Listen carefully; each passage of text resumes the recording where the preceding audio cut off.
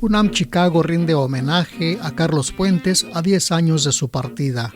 Conferencias, charlas y lecturas en voz del propio escritor.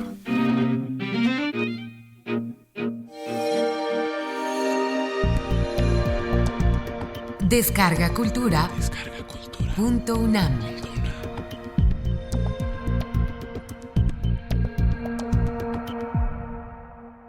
Espacio y tiempo del Nuevo Mundo.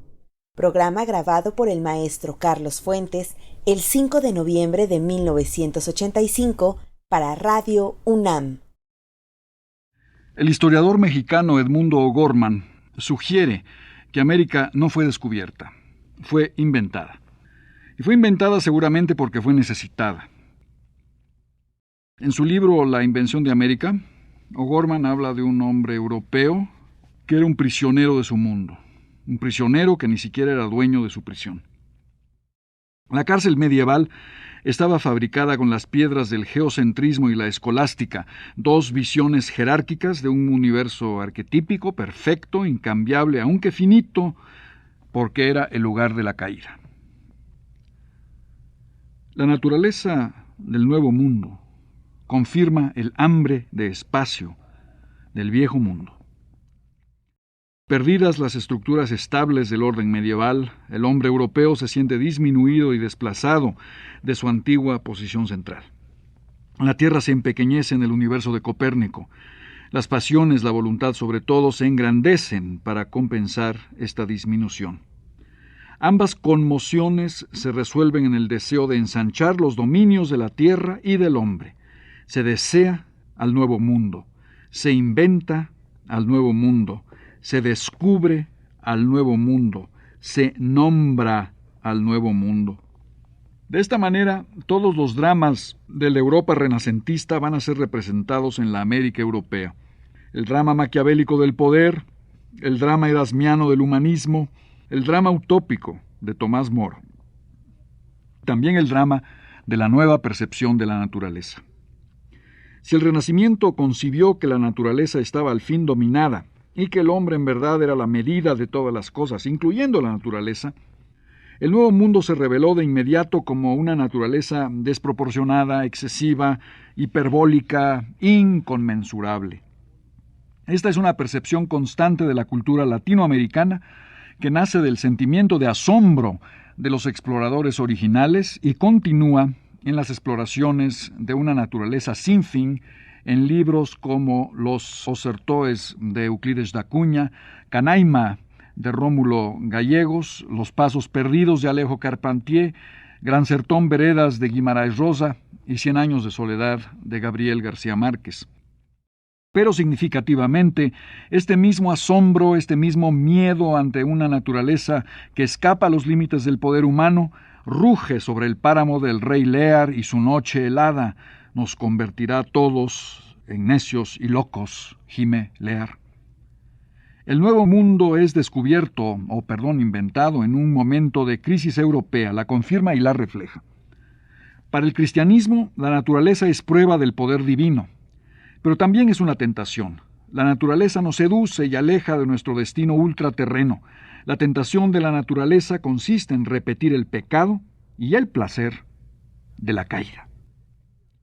En cambio, la rebeldía renacentista percibe a la naturaleza como la razón de cuanto existe. La naturaleza es el aquí y ahora celebrado por los inventores del humanismo renacentista. El poeta Petrarca, el filósofo Ficino, el pintor Leonardo.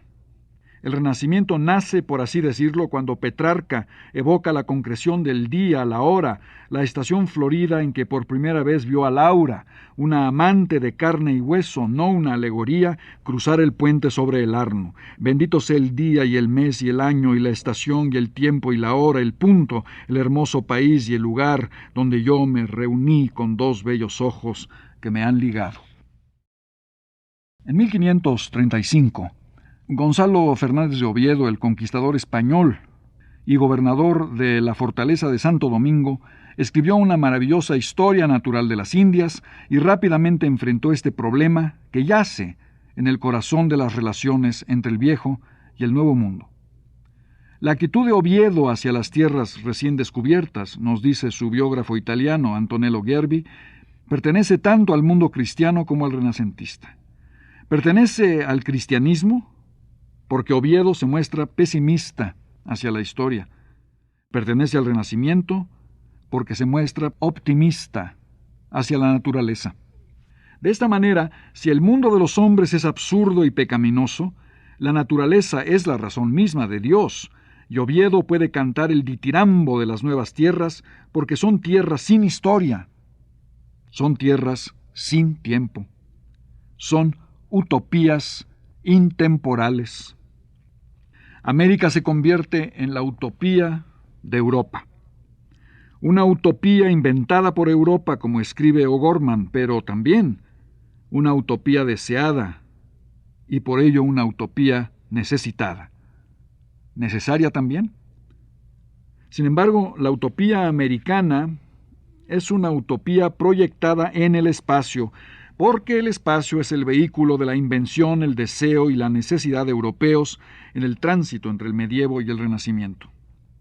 La ruptura de la unidad medieval se manifiesta primero en el espacio. Las ciudades amuralladas pierden sus límites, sus contrafuertes se cuartean, sus puentes levadizos caen para siempre, y a las nuevas ciudades abiertas, ciudades de Hamlet y Don Quijote, ciudades de Don Juan y Fausto, la ciudad de la Celestina, entran atropelladamente las epidemias del escepticismo, el orgullo individual, la ciencia empírica y el crimen contra el Espíritu Santo, las tasas de interés. Entran el amor y la imaginación sin Dios, como los conciben la Cleopatra de Shakespeare y el Quijote de Cervantes. Antes de ser tiempo, la historia moderna fue espacio, porque nada como el espacio distingue tan nítidamente lo viejo de lo nuevo. Colón y Copérnico revelan un hambre de espacio que en su versión propiamente latinoamericana culmina irónicamente en la historia contemporánea por Jorge Luis Borges, el Aleph. El espacio que los contiene todos, el Aleph, no depende de una descripción minuciosa y realista de todos los lugares en el espacio. Solo es visible simultáneamente, en un instante gigantesco. Todos los espacios del Aleph ocupan el mismo punto sin superposición y sin transparencia.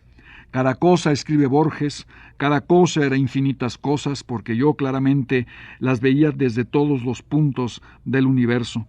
Vi el populoso mar, vi el alba y la tarde, vi las muchedumbres de América, vi una plateada telaraña en el centro de una negra pirámide, vi un laberinto roto, era Londres, vi todos los espejos del planeta y ninguno me reflejó. La ironía de esta visión es doble. Por una parte, Borges debe enumerar lo que vio con simultaneidad, porque una visión puede ser simultánea, pero su transcripción ha de ser sucesiva, ya que el lenguaje lo es. Y por otra parte, porque este espacio de todos los espacios, una vez visto, es totalmente inútil, a menos que lo ocupe una historia personal.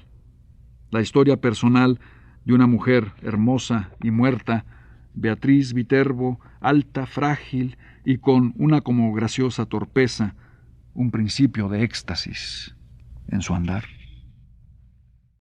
Una historia personal, y la historia es tiempo. No es gratuito que Borges, a guisa de exergo, inicie el cuento con una cita de Hamlet. Oh Dios, podría encerrarme en una cáscara de nuez y sentirme rey del infinito espacio. Cervantes y Shakespeare, inventores del mundo moderno, convierten el jubiloso y escarnecido descubrimiento del espacio en un hecho problemático. Cervantes, el comediante de la imaginación humana, envía a Don Quijote fuera de su espacio, la aldea anónima de la Mancha, que es el espacio limitado y seguro de la Edad Media, al vasto espacio del Renacimiento, los caminos abiertos del valiente mundo nuevo.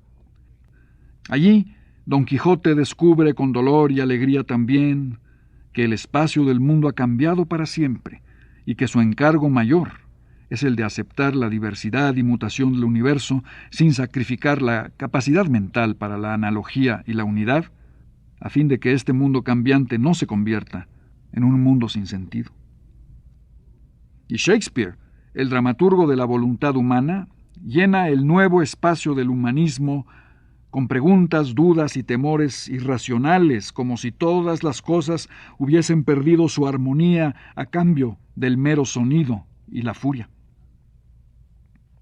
En el alba de su afirmación individualista, en la cima de su descubrimiento personal, en el instante mismo en el que reclama al mundo como centro de todas las cosas y a sí mismo como centro del mundo, el hombre se siente disminuido por la rápida expansión del universo y por los usos crueles, destructivos, fragmentarios y rencorosos que puede darle a su razón, a su orgullo y a su poder. Hay exclamación más terrible que la de Lady Macbeth: arráncame el sexo ahora mismo y lléname de la coronilla a los pies de la más terrible crueldad. Sí, el dramaturgo inglés y el novelista español son los fundadores del mundo moderno, pero uno de ellos, el mundo inglés de Shakespeare, se adaptará a la modernidad y la impulsará como ninguna otra nación.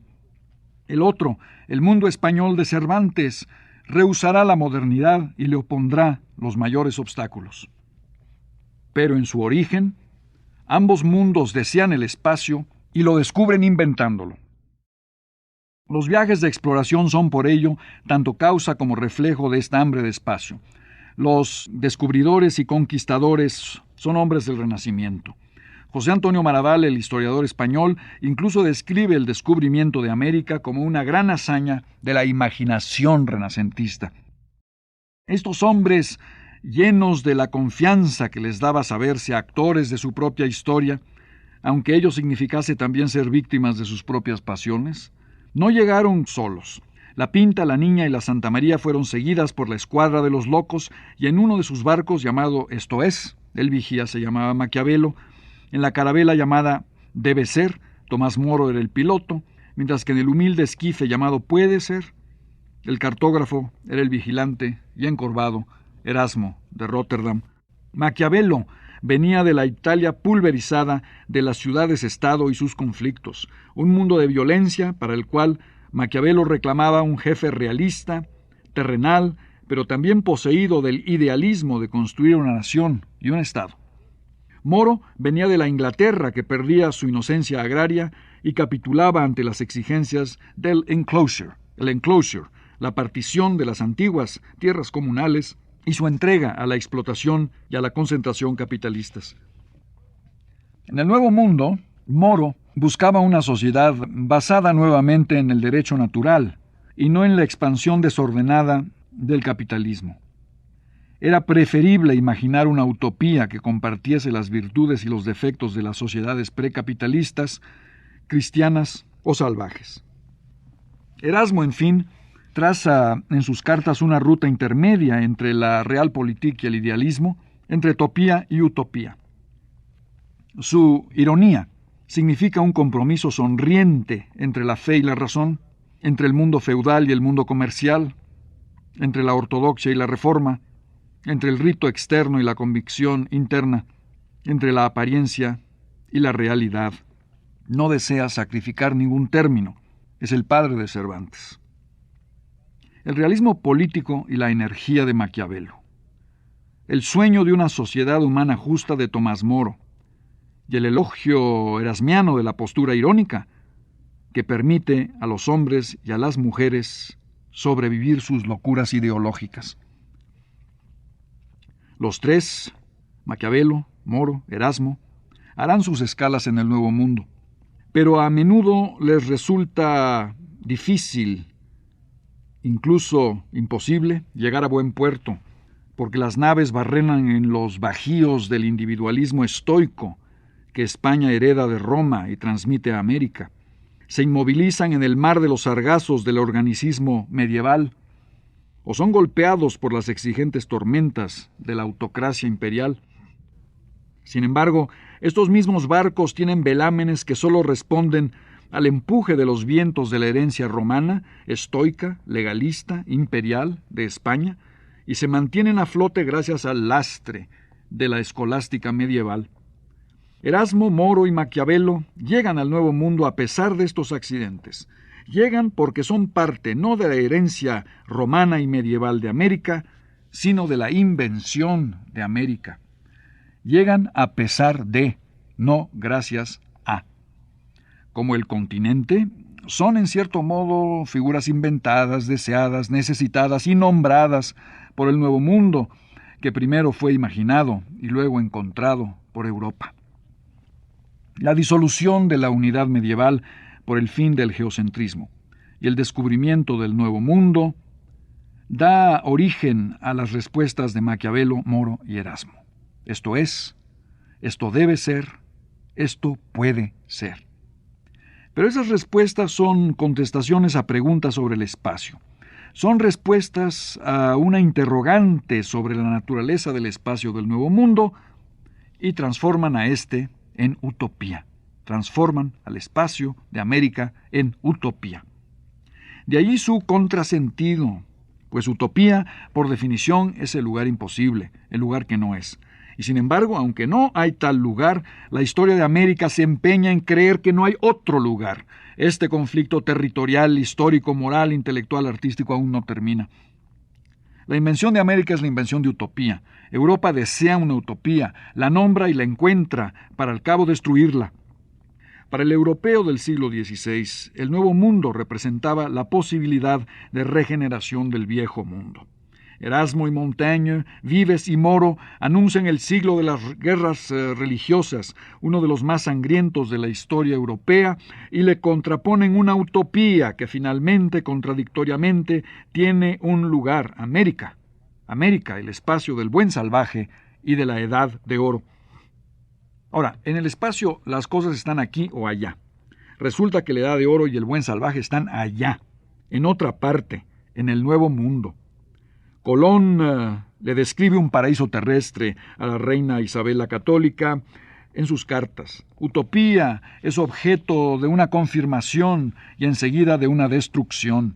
Si estos aborígenes encontrados por Colón en las Antillas eran tan dóciles y estaban en armonía con las cosas naturales, ¿por qué se sintió obligado el almirante a esclavizarlos y mandarlos a España cargados de cadenas? Estos hechos llevan a Colón a presentar la Edad de Oro no como una sociedad ideal, sino como un lugar de oro. No un tiempo feliz, sino literalmente un espacio dorado, una fuente de riqueza inagotable. Colón insiste en la abundancia de maderas, perlas, oro. El Nuevo Mundo solo es naturaleza, es una utopía ahistórica, idealmente deshabitada o a la postre deshabitable mediante el genocidio, o rehabitable mediante la inmigración. La civilización o la humanidad no están presentes aquí. Pero Colón cree después de todo que ha encontrado un mundo antiguo, los imperios de Catay y Zipango, China y Japón. Américo Vespucio, en cambio, es el primer europeo que dice que esta es, en verdad, la Tierra Nueva. Es el mundo nuevo y merecemos su nombre. Es Vespucio quien firmemente hunde la raíz utópica en América. Utopía es una sociedad. Los habitantes de Utopía viven en comunidad armónica y desprecian el oro. Los pueblos viven con arreglo a la naturaleza, y mejor los llamaríamos epicúreos que estoicos. No tienen propiedad alguna, sino que todas son comunes, dice Vespucio en una de sus cartas. Y como no tienen propiedad, no necesitan gobierno, de manera que añade, viven sin rey y sin ninguna clase de soberanía, y cada uno es su propio dueño. Todo esto impresionaba mucho a los lectores contemporáneos de Colón y Vespucio, pues ellos sabían que Cristóbal era un gitano afiebrado, oriundo de Génova, puerto de mala fama, codicia visionaria, pasiones prácticas y testarudas, en tanto que Américo Vespucio era un florentino escéptico y frío. De tal suerte que cuando este hombre tan cool le dice a los lectores que el Nuevo Mundo es nuevo, no solo en su lugar sino en su materia, plantas, frutas, bestias y pájaros, que es en verdad el paraíso terrestre, están dispuestos a creerle, pues este Vespucio es como Santo Tomás, no cree sino lo que ve, y lo que ve es que utopía existe y que él ha estado allí, testigo de esa edad de oro y su estado feliz, cantada por Dante, donde siempre es primavera y los frutos abundan. Todo deseo tiene un objeto. Y este objeto, como lo sugiere Luis Buñuel en la película de ese título, es siempre oscuro, porque queremos no solo poseer, sino transformar el objeto de nuestro deseo. No hay deseo inocente, no hay descubrimiento inmaculado, no hay viajero que secretamente no se arrepienta de dejar su tierra y tema no regresar nunca a su hogar. El deseo nos arrastra porque no vivimos solos. Todo deseo es imitación de otro deseo que queremos compartir, poseer para nosotros y suprimir la diferencia entre el objeto y nosotros. El viaje, el descubrimiento, desemboca en la conquista. Queremos al mundo para transformarlo. Colón descubre en las islas la edad de oro y el buen salvaje. A éste lo envía encadenado a España, y el paraíso terrestre es incendiado, errado, explotado. La melancolía de Bernal Díaz del Castillo es la de un peregrino que encuentra la visión del paraíso y enseguida debe destruir lo que ama. El asombro se convierte en dolor, pero ambos son salvados por la memoria. Ya no deseamos para viajar, descubrir, conquistar. Ahora recordamos para no volvernos locos y poder dormir. La historia es la violencia que como Macbeth asesina al sueño. La gloria depende de la muerte y se revela desenmascarada como muerte ella misma. Bernal, el cronista, el escritor, solo puede recordar. Allí, en la memoria, el descubrimiento sigue siendo maravilloso. El jardín sigue intacto. El fin es un nuevo comienzo y la destrucción de la guerra coexiste con la aparición de un mundo nuevo, nacido de la catástrofe.